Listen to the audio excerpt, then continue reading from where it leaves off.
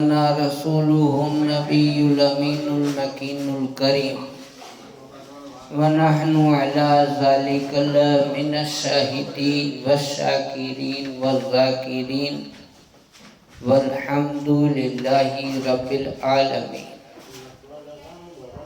بارگاہ رسالت معاذ صلی اللہ علیہ وسلم میں درود پاک کا نذرانہ پیش کریں اور پڑھیں۔ اللہم صلی علی سیدنا محمد وعلی آل سیدنا محمد وصحبہ وبارک وسلم۔ صلاۃ و سلام علیک یا سیدی یا حبیبی یا رسول اللہ صلی اللہ تعالی علیہ وسلم۔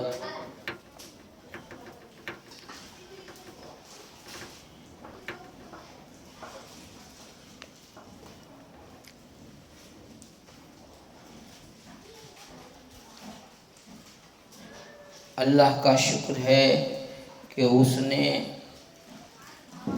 ہمیں کسی نہ کسی بہانے سے، کبھی خوشی کبھی غم کے بہانے سے مل کر کے اپنا ذکر کرنے کی توفیق عطا فرمائی۔ اور آج جس طرح سے مرحوم علیہ دادا اور حربائی ماں، جن کی نسل آپ سب دیکھ رہے ہیں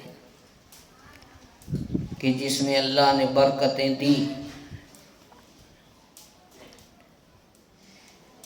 ان کے ایصال ثواب کے لیے ہم اکٹھا ہوئے ہیں۔ ہم دعا کرتے ہیں اللہ ان کی قبر میں نور کی، برکت کی، رحمت کی بارش عطا کرے۔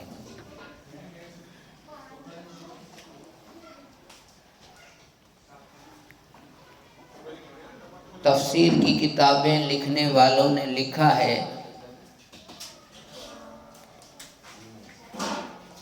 کہ قیامت کا دن جو ہے وہ حساب کے لیے نہیں ہے، حساب کے لیے نہیں ہے۔ حالانکہ ہم نے آج تک یہی سنا کہ حساب کے لیے، یہ حساب والی بات ہی الگ ہے اور یہ الگ ہے۔ ان کا کہنا یہ ہوتا ہے کہ اس دن دوسرے کام بھی ہوں گے، حساب تو ہوگا، لیکن اگر کوئی ایسا سمجھتا ہے کہ خالی حساب ہوگا، نہیں، حساب بھی ہوگا اور دوسرے بھی بہت سارے کام ہوں گے۔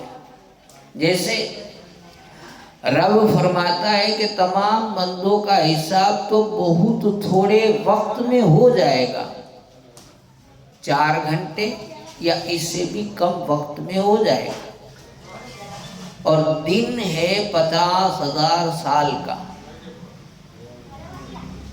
باقی جو وقت ہوگا وہ رسول پاک کی شان کا اظہار کرنے میں ہوگا۔ پہلا جو 4 گھنٹہ ہے وہ حساب کتاب کا ہے، باقی کا 20 گھنٹہ رسول پاک کی شان ہے۔ ایک دن ہوگا 50,000 سال کا۔ دوسری بات، یہ بات جو میں نے بتائی وہ تفسیر نعیمی سے بتائی۔ ایک اور کتاب ہے سب سنابل شریف، اس کے اندر یوں ہے کہ قیامت میں رسول پاک صلی اللہ علیہ وسلم کا حساب نہیں ہوگا۔ یہ تو ظاہر سی بات ہے کہ حساب تو اس کا کیا جائے، حساب تو اس کا کیا جائے کہ جس کے پاس گناہ بھی ہو، نیکی بھی ہو۔ یہ ساری چیزیں، گناہ اتنے ہوئے تو نیکی اتنی ہوئی، تو یہ اتنا ہوا، تو یہ ساری حساب کتاب تو اس کے ہوتے ہیں۔ اور ہمارے رسول معصوموں کے بھی سردار ہیں، ان سے گناہ نام کی چیز ہی نہیں ہے، لغزش نہیں، بھول نہیں، خطا نہیں، کچھ نہیں۔ تو اس لیے ان کا حساب نہیں ہوگا، اور اعمال ہم سب کے تولے جائیں گے، لیکن رسول کے اعمال نہیں تولے جائیں گے۔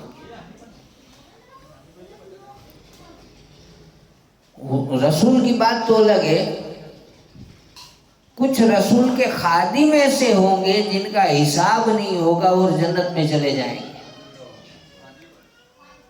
خود رسول کے خادم غلام ایسے ہوں گے کہ جن کو بے حساب جنت مل جائے گی۔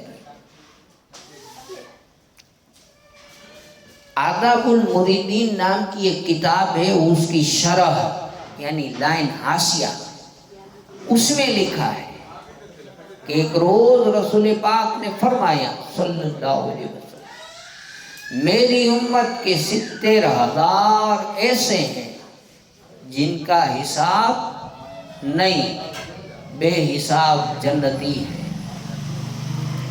حضرت عکاشہ کھڑے ہو گئے۔ یہ بات جب آپ نے بتائی تو صحابی ایک بیٹھے تھے حضرت عکاشہ، وہ کھڑے ہو گئے اور عرض کی یا رسول اللہ، یہ جو بے حساب جانے والے ہیں اس میں میرا نام بھی ڈال دیجئے۔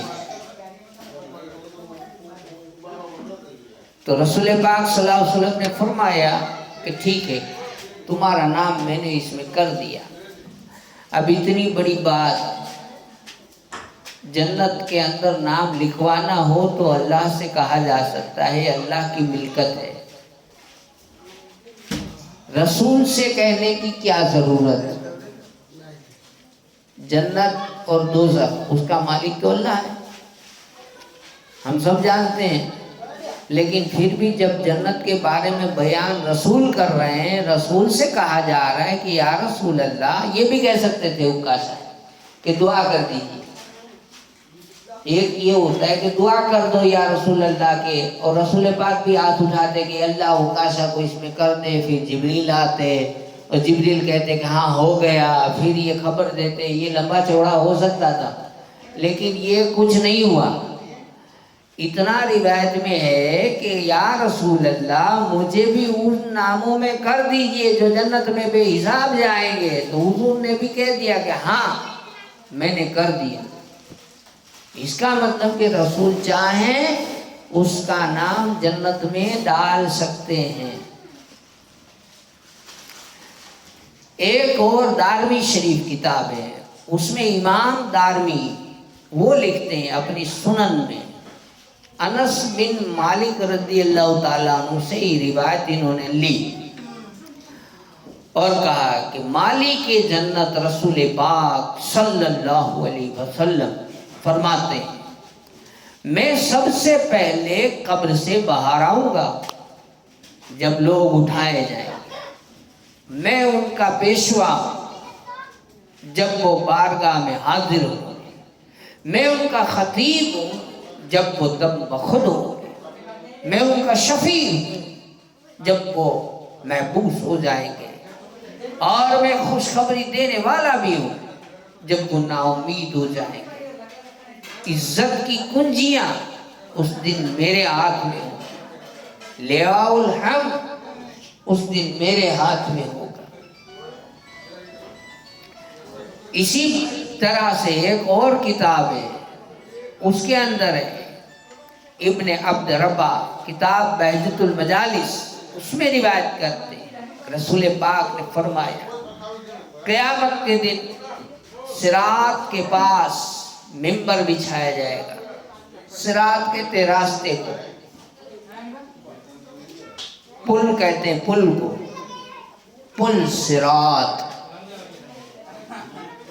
پل والا راستہ۔ صراط کے پاس ممبر بچھایا جائے گا، ایک فرشتہ آ کر اس کے پہلے پگچیے پر، زینے پر قدم رکھے گا اور آواز دے گا، اے مسلمانوں کی گروہ، جس نے مجھے پہچانا اس نے اللہ، اس نے مجھے پہچانا اور مجھے حکم ملا ہے کہ جہنم کی کنجیاں رسول پاک کے ہاتھ میں دے دوں، اور رسول پاک صلی اللہ علیہ وسلم کا حکم یہ ہے کہ ابو بکر صدیق کو میں یہ چابیاں دے دوں، ہاں ہاں گواہ ہو جاؤ۔ اس کے بعد پھر ایک دوسرا فرشتہ دوسرے زینے پر کھڑا ہو کر کے پکارے گا، اے مسلمانوں کی گروہ، جس نے مجھے جانا اس نے جان لیا، جس نے نہیں جانا تو سن لو، میں جنت کا دروغہ ہوں، میرا نام رضوان ہے، مجھے اللہ نے حکم دیا کہ میں جنت کی کنجیاں محمد صلی اللہ علیہ وسلم کو دے دوں اور رسول پاک کا یہ حکم ہے کہ یہ چابیاں میں ابو بکر کو دے دوں صدیق رضی اللہ تعالیٰ، ہاں گواہ ہو جاؤ، ہاں گواہ ہو جاؤ۔ پتہ یہ چلا کہ جہاں ہمارے اوپر رسول پاک کے اوپر ایمان لانا فرض ہے، واجب ہے، وہیں ان کے اصحاب صحابہ کو ماننا، ان کی تعظیم کرنا، ان سے محبت کرنا